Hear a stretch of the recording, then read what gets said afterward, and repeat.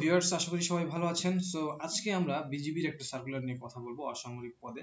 So তারা এই সার্কুলারটা তাদের ওয়েবসাইটে প্রকাশ করেছে। তো এখানে আমি একটা ইমেজ তাদের ডাউনলোড করে নিয়েছি, বাট জিনিসটা এখানে অতটা ক্লিয়ারলি বোঝা যাচ্ছে না।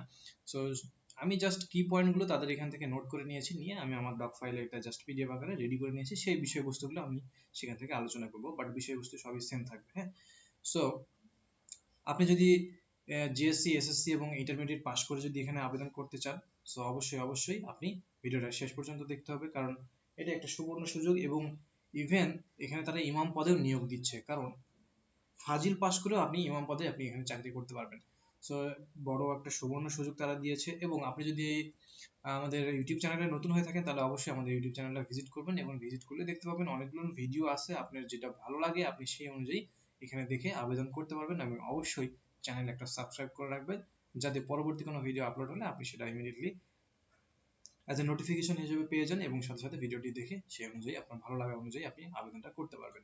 সো এই ছিল ইউটিউব চ্যানেলের বিষয়বস্তু, এবং আমরা চলুন আমরা আজকের যেই টোটাল যে বিষয়বস্তুগুলো আছে সেগুলো নিয়ে একটু আলোচনা করি। সো প্রথমে আমরা এই দেখুন যোগ্যতা সম্পর্কে বিষয়গুলো একটু কথা বলি। এখানে প্রথমেই তারা ইমাম পদের বিষয়বস্তুগুলো নিয়ে আলোচনা করছে। সো আমরা ইমামের যে বিষয়টা দেখতে পাচ্ছি, এখানে 14 গ্রেড, কিন্তু হ্যাঁ 14 গ্রেডের ভালো একটা সার্কুলার দিয়েছে। এখানে 6 জন নিচ্ছে, এবং আপনাদের সুবিধার্থে জানিয়ে রাখি, এখানে মোট 19টা ক্যাটাগরিতে তারা 174 জনের মতো সার্কুলারটা শূন্য পদে ভ্যাকেন্সিটা দিয়েছে, ঠিক আছে। সো আপনি দেখুন, এখানে ফাজিল পরীক্ষায় ন্যূনতম দ্বিতীয় বিভাগ বা সমান পাশে আপনি সংশ্লিষ্ট 2 বছরের বাস্তব কর্ম অভিজ্ঞতাটা আপনার থাকতে হবে। সো অবশ্যই আপনার ফাজিল পাসটা থাকতে হবে, এটা হচ্ছে দ্বিতীয় বিভাগ মিনিমাম, এবং 2 বছরের অভিজ্ঞতাটা থাকতে হবে।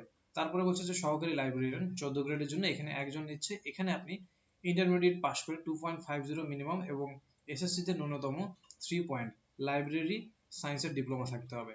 বুঝতেই পারছেন এখানে। সো অফিস সহকারী হিসেবে পুরুষ একজন নেবে 16 গ্রেডের, এখানে হচ্ছে 17 জন। এইচএসসি তে আপনার 2.50 থাকতে হবে, এসএসসি তে আপনার 3 পয়েন্ট থাকতে হবে। বাংলা এবং ইংরেজি কম্পিউটার টাইপিং এ মিনিমাম 20 স্পিড থাকতে হবে। সো ইন্টারমিডিয়েটে আপনার 2.50 থাকলেই হচ্ছে, এসএসসি তে আপনার 3 পয়েন্ট থাকলেই হবে, কিন্তু বাংলা এবং ইংলিশ টাইপিং এ আপনার মিনিমাম 20 থাকতে হবে। আশা করি এটা আপনাদের, যদি আপনি অ্যাপ্লাই করেন, অবশ্যই এই বিষয়ে আপনি অবগত থাকবেন। সো আমরা পরেরটা দেখি, লাইব্রেরি এবং টেকনিশিয়ান পুরুষ। এখানে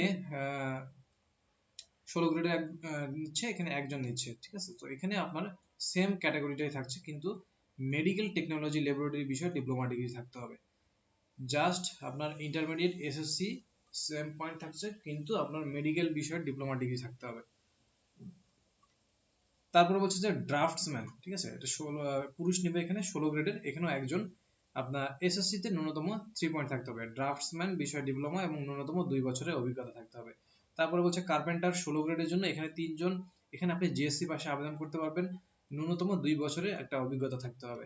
তারপরে কমিউনিকেশন টেকনিশিয়ান, এখানে পুরুষ নিবে 17 গ্রেডের একটা চাকরি, এটা আপনার 14 জন নিচ্ছে এখানে।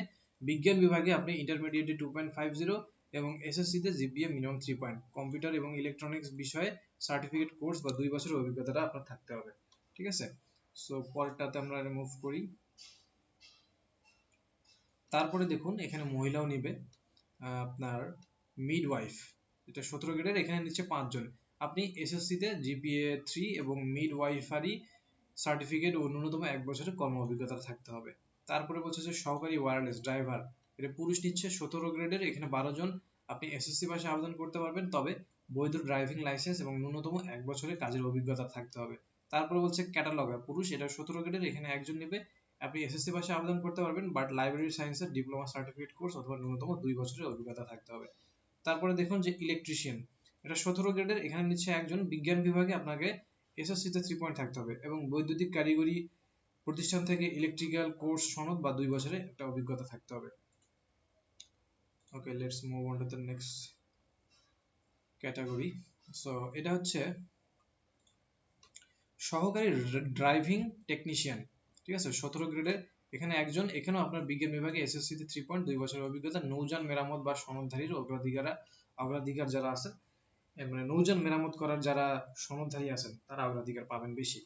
তারপরে বলছে যে টেইলর পুরুষ, এখানে 18 গ্রেডের, এখানে 2 জন নেবে। এটা আপনি জিএসসি পাশে আবেদন করতে পারবেন, বাট আপনাকে ন্যূনতম 2 বছরের বাস্তব অভিজ্ঞতা থাকতে হবে। তারপরে বলছে যে লঞ্চ চালক বা সংশ্লিষ্ট ও সংশ্লিষ্ট পদ পুরুষের জন্য গ্রেড 20 6 জন নিবে, জিএসসি পাশে আবেদন করতে পারবেন, বাস্তব কাজে অভিজ্ঞতা থাকতে হবে। তারপরে বলছে যে অফিস সহায়ক, এটাও 20 গ্রেডের, এখানে 8 জন, এখানে আপনি জিএসসি পাশে আবেদন করতে পারবেন, সংশ্লিষ্ট কাজে অবশ্যই বাস্তব অভিজ্ঞতাটা থাকতে হবে। তারপরে বাবুর্চি নিবে 20 গ্রেডের, এখানে নিবে দেখুন 62 জন নিচ্ছে। আপনি যদি রান্না বান্না পারেন বা বাবুর্চি হয়ে থাকেন অবশ্যই জিএসসি পাস হলেই আপনাকে আপনি আবেদনটা করতে পারবেন। ওকে, তারপরে দেখি কি কি রয়েছে আর। মোটামুটি আমরা শেষের দিকে এসেছি। সো এখানে দেখেন ম্যাথস ওয়েটার পুরুষ, এখানে 20 গ্রেডের জন্য এখানে 2 জন নেবে, এটা জিএসসি বা সমমান পাস হলে আপনি আবেদনটা করতে পারবেন। তারপরে বলছে মালি নেবে একজন, মালি নেবে পুরুষ, বাট 20 গ্রেডের জন্য এখানে নেবে 9 জন।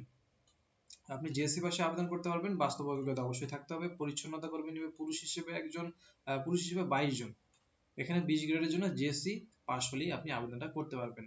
ঠিক আছে, সো এই হচ্ছে কি কি যোগ্যতা অনুযায়ী আপনি কোন কোন পদে আবেদন করতে পারবেন, এটা নিয়ে আমরা আলোচনা করলাম। এবার আমরা দেখি বয়স সীমার যে বিষয়বস্তুগুলো সেখানে এখানে তারা কি বলছে।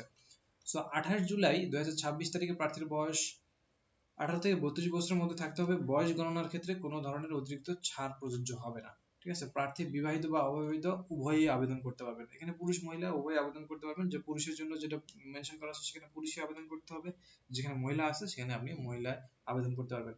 তারপরে দেখুন নিয়োগ পরীক্ষার কেন্দ্র বা তারিখ আবেদনকারী প্রবেশপত্র অ্যাডমিট কার্ডে বা এসএমএস এর মাধ্যমে তারা জানিয়ে দেবে।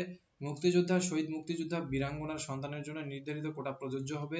সো এখানে তারা কোটা মেনটেন করবে যদি আপনার থেকে থাকে। তারপরে বলছে দেখুন আবেদন প্রক্রিয়া, কিভাবে আপনি আবেদনটা করবেন। আবেদন করতে হলে আপনাকে এই সাইটে গিয়ে নিচের ধাপগুলো অনুসরণ করে আবেদনটা সম্পন্ন করতে হবে। আপনাকে প্রথমে এই সাইটে আপনি যাবেন, গিয়ে তবে অবশ্যই আপনি নিচের ধাপগুলো মেনটেন করবেন। যেমন যোগ্যতা যাচাই, পছন্দের পদে আবেদন করুন বাটনে ক্লিক করে যোগ্যতার শর্তগুলো মনোযোগ দিয়ে পড়ে নিতে হবে। এখানে আবেদন করুন নামে একটা বাটন আছে, সেই বাটনে আপনাকে অবশ্যই ক্লিক করে সেই শর্তগুলো যোগ্যতা মানে পড়ে নিতে হবে। পড়ে নিয়ে আপনি আবেদন মানে করুন বাটনে ক্লিক করবেন। আচ্ছা যাই হোক, রেজিস্ট্রেশনের দ্বিতীয় ধাপটা যেটা হচ্ছে প্রার্থীর নিজ নামে রেজিস্ট্রিকৃত মোবাইল নাম্বার দিয়ে রেজিস্ট্রেশন করতে হবে এবং ওটিপি যাচাই করতে হবে। যাচাই সম্পন্ন হলে ইউজার আইডি এবং পাসওয়ার্ড এসএমএস এর মাধ্যমে পাঠানো হবে। তারপরে ধাপ 3 আবেদন ফি জমা, ইউজার আইডি এবং পাসওয়ার্ড দিয়ে লগ ইন করে বিকাশ বা ব্যাংক কার্ডের মাধ্যমে নির্ধারিত ফি পরিশোধ করতে হবে। সো বুঝতে পারছেন এটা নর্মাল প্রসেস আর কি, এটা আমরা হয়তো সবাই জেনে থাকতে পারি। তারপর আপনাদের যদি জানতে কোনো বা অ্যাপ্লাই করতে কোনো অসুবিধা হয়ে থাকে অবশ্যই কমেন্ট সেকশনে আমাদেরকে জানাবেন, আমরা সেই বিষয়েও আপনাদেরকে হেল্প করব। শিক্ষাগত যোগ্যতা যাচাই, সঠিক শিক্ষাগত তথ্য প্রদান করে যাচাই করুন বাটনে ক্লিক নিশ্চিত করতে হবে।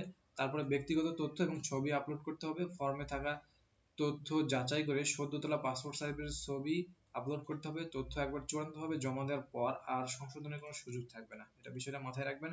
তাই সাবমিট করার আগে সব তথ্য ভালোভাবে যাচাই করে নেওয়াটা খুবই জরুরি। প্রবেশপত্র ডাউনলোড, নির্ধারিত সময়ে ওয়েবসাইট থেকে ইউজার আইডি এবং পাসওয়ার্ড দিয়ে লগ ইন করে অ্যাডমিট কার্ড অথবা প্রবেশপত্র প্রিন্ট করে পরীক্ষার কেন্দ্রে সঙ্গে আনতে হবে।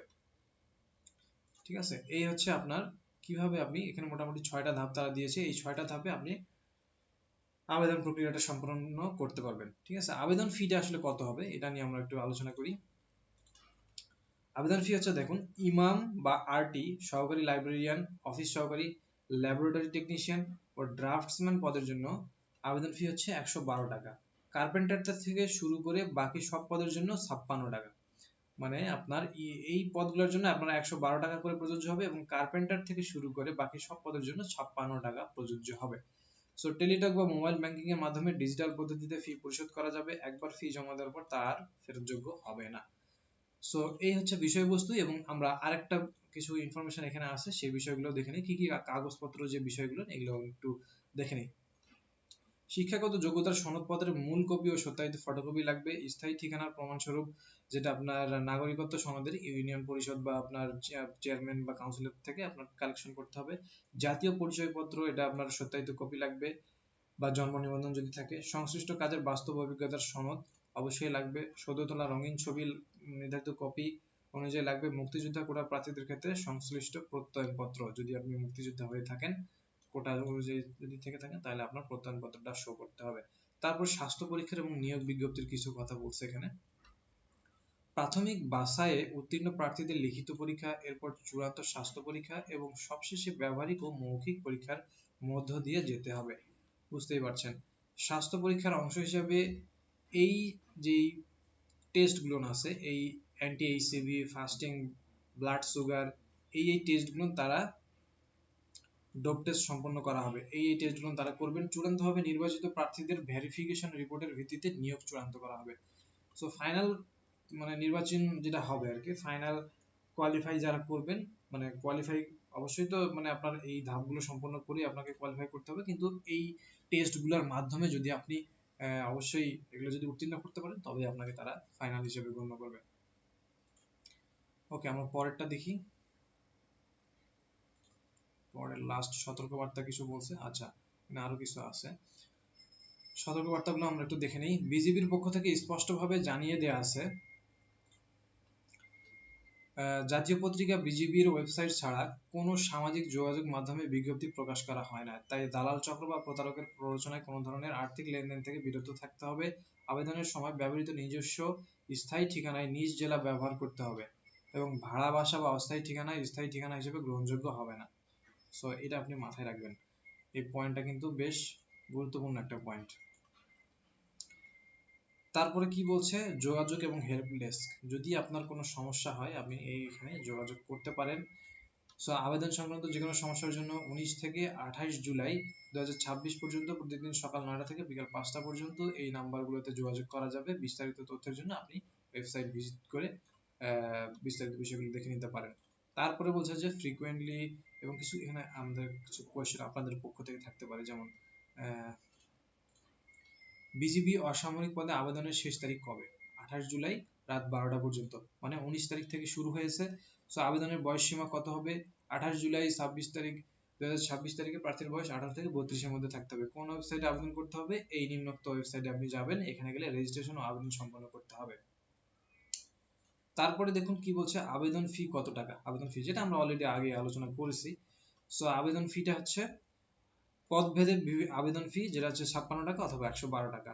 একবার আবেদন জমা দেওয়ার পর সেটা আর কি সেটা আর আপনি ফেরত পাবেন না। চূড়ান্তভাবে আবেদন জমা দেওয়ার পর তার তথ্য সংশোধন ও পরিবর্তনের কোনো সুযোগ থাকবে না, তাই সাবমিট করার আগে অবশ্যই তথ্য যাচাই করে নেওয়া উচিত। সো এই হচ্ছে টোটাল বিষয়বস্তু। সো আপনি যদি বিজিবিতে কাজ করতে বা চাকরি করতে যদি আগ্রহী হন এবং এই পদগুলোতে যদি আপনি আগ্রহী হয়ে থাকেন তাহলে অবশ্যই নির্দিষ্ট পদ অনুযায়ী আপনি আবেদন করবেন। সো আজকের বিষয়বস্তুগুলো এই পর্যন্তই ছিল। যদি আপনাদের কোনো কনফিউশন থাকে অবশ্যই আমাদের কমেন্ট সেকশনে জানাবেন এবং আপনার সাথে দেখা হবে পরবর্তী বা ভিডিওতে কোনো কথা হবে নেক্সট কোনো সার্কুলার নিয়ে। ততদিন পর্যন্ত সবাই ভালো থাকবেন। আল্লাহ হাফেজ।